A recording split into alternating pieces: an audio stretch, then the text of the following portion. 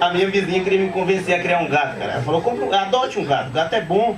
O gato ele é mais independente. Eu falei, então ele que aluga uma casa vai morar sozinho. Ela falou, não, eu amo meu gato é tudo pra mim. Eu falei, sério, tu ama mesmo teu gato? Ela falou, amo. Eu falei, então por que tu arrancou as bolas do coitado? Ela falou, é uma demonstração de amor. Porque ele ficava saindo à noite e eu ficava preocupado. Aí eu tirei as bolas e ele não sai mais à noite. Aí a minha esposa tava ouvindo essa conversa.